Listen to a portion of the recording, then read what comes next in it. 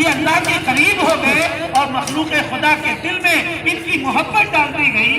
جیسا کہ حدیث پاک میں ہے کہ جب اللہ کسی سے محبت کرتا ہے تو ندا فرما دیتا ہے جبریل امین کے ذریعے سے کہ میں فلاں بندے سے محبت کرتا ہوں، تم بھی اس سے محبت کرو. اور خلاصہ حدیث ہے کہ پوری روئے زمین پر اس کی محبت ڈال دی جاتی ہے.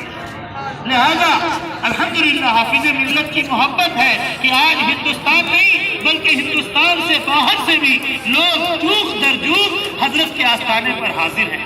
محترم پیارے اسلامی بھائیوں، اور خصوصی طور پر جو دکاندار حضرات یہاں موجود ہیں، آپ کی بارگاہ میں عرض ہے کہ جیسے حافظ ملت نے یہ رتبہ حاصل کیا اپنے اچھے اعمال کی بنیاد پر، ہمیں بھی چاہیے کہ ان کے نقوش قدم کو اپنی زندگی میں رائج کریں، اپنے آپ میں لائیں اس کو، اور ہم بھی ان کے پابند ہو جائیں.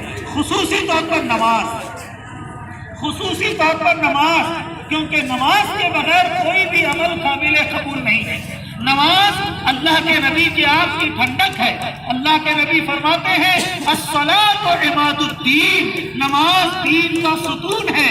ومن اقامہا فقد اقام الدین، کہ جس نے نماز قائم کیا اس نے اپنے دین کو قائم رکھا، اور جس نے نماز چھوڑ دیا اس نے اپنے دین کو ڈھا دیا. اللہ کے نبی فرماتے ہیں کہ نماز میں میرے آنکھ کی ٹھنڈک ہے.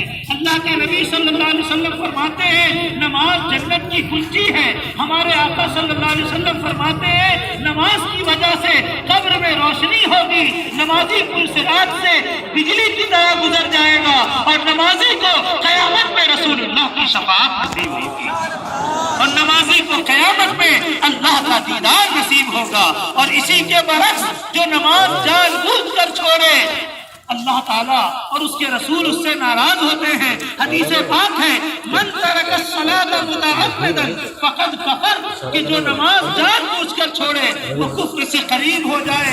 گویا کہ اس نے ناشکری کر لی، وہ بڑا نافرمان ہوا. نماز چھوڑنا یہ بڑا گناہ ہے.